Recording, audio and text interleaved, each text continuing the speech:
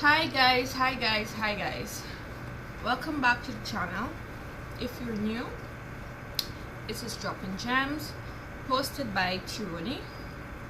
For today's video, we're going to be doing a part 2 of our first video that we did with regards to starting and selling eBay manually.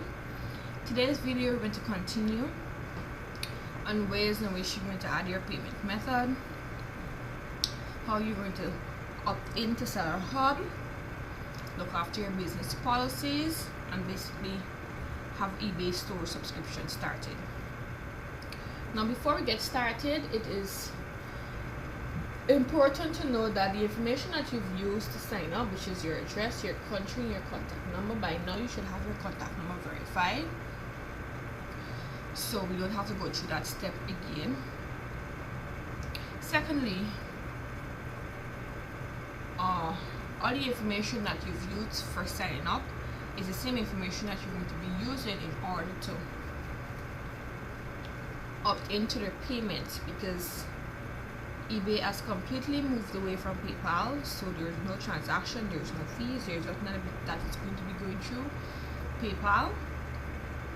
Once you've signed up, I think you probably have to wait a week or two. You receive an email to basically state that you have to opt into eBay payment methods.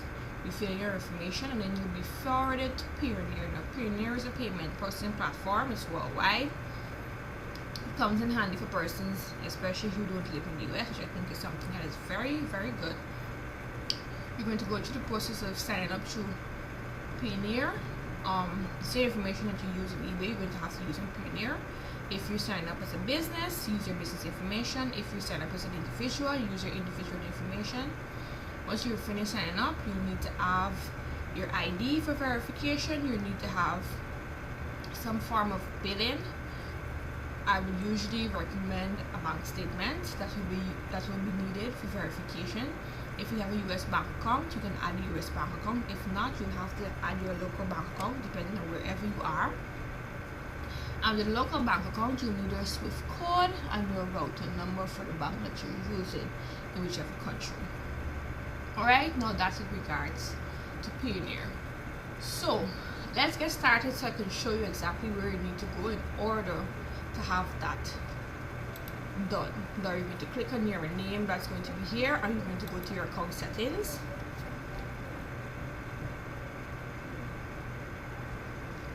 Now here on the payments is where you're going to click on in order to manage the payments. You see there's no PayPal here, so you can't click any PayPal here basically.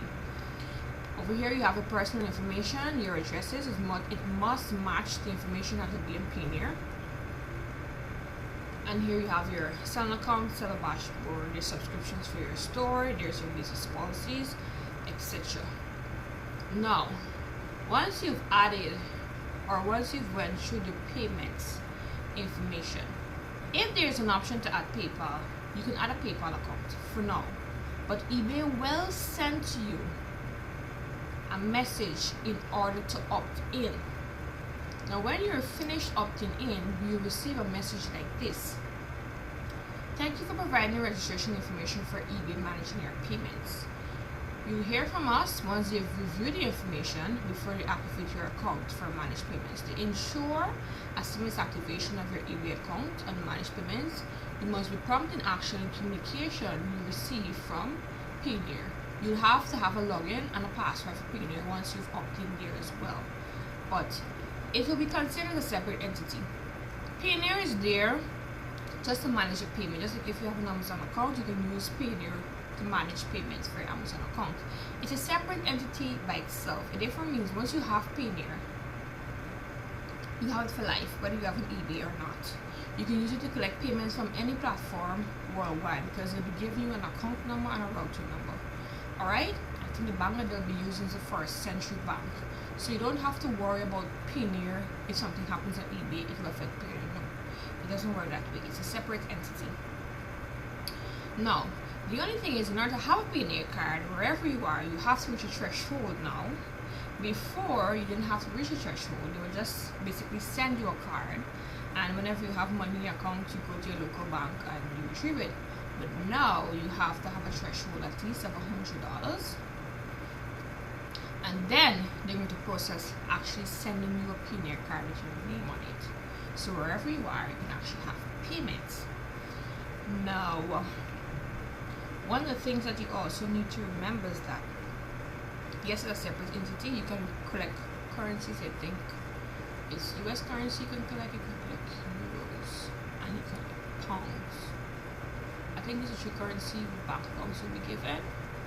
You have your login. Yes, you have your login details. So don't worry about Payoneer. Make sure everything is verified. It will ask you to screenshot or take scan of documents and ensure everything is okay there, so that everything will be okay on eBay.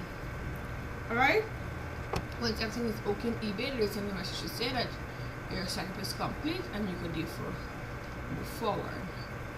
Now, in order to get into Seller Hub, now Seller Hub is basically making your store look from an old-time version basically to the new-time version. So you're going to come here, which is ebay.com /landing, and you're going to click on start using Seller Hub.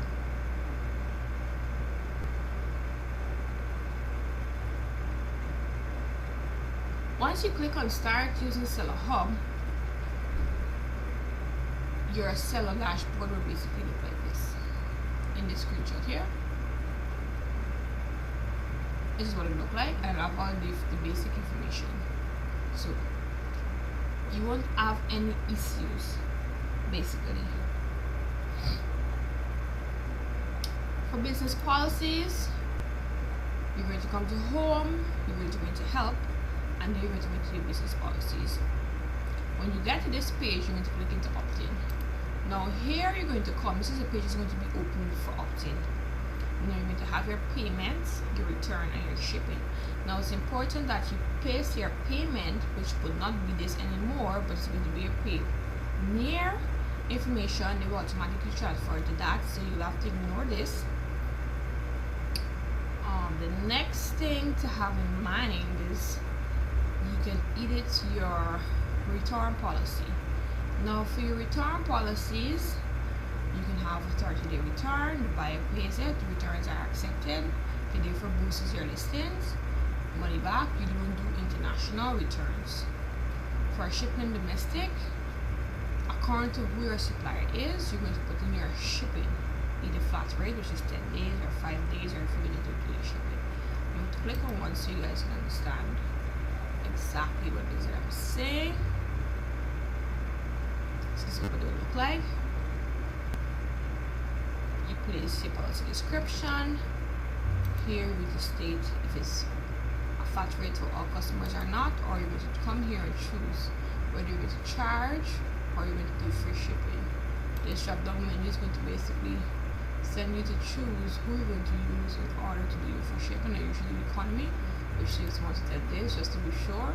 Your handling time, you choose how many times you want to be your handling time. You click on no international shipping, and you're going to click on edit list here, and you're going to exclude all these places here in order to don't come into any problems. Alright, because there are some suppliers who don't ship to PO boxes in the US. That's important. So you ensure that all these are excluded. You click on save, and then you'll be redirected here. Alright, now to have a store subscription is important. You're going to click on choose a store. Once you opt in to choosing a store, you're going to click on the basic store. Now it is important to not take the yearly subscription, but you take a monthly subscription, because once you want to opt out, let's just say you want to go on vacation or something, you want to opt out, it's going to be difficult, and you don't want to be paying a yearly subscription if you're not using it every month. So it's advised that you choose a basic store on a monthly subscription, that is, so that you can have an actual store setup. Now that's basically the stuff that was left out in the last video.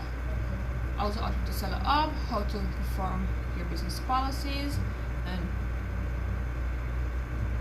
how to basically have a store subscription. Now if you guys need any information, if you need me to go through this with you step by step, I'll leave my email address in the description box below, so that you guys can contact me and we can go through this step by step in order to make it easier, because it can get very confusing at times. Alright, but it's pretty simple. There's nothing to worry about. And once you've done all this, eBay told you that you've opted into the payment processing system with them and everything, you're ready to basically list your first item. Alright, now's the time that you think about what you basically want to sell.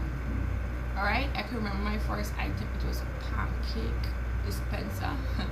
That was my very first item I sold on eBay about 3 or 4 years ago. I'll never forget that day. It was the first time I ever sold basically money. Anyway, you think about what you want to sell. I want to show you 2 tools that we're going to be using in our next video in order to get started to listing your item. One of those tools are your eBay calculator. This is basically where to calculate the fees and which you're going to be paying. As you can see, the sold price, shipping charge, shipping cost, item cost, and you can click on any one of these options. But I would usually basically use the item cost and the sold price. Alright, this is where you put the price you paid for the item, including the taxes and including shipping if there's any, and this is the price that you pay, the customer will pay, and then according to the difference you basically see what's your total. So let's say I pay $19.99 for an item, but I want to sell it for $29.99.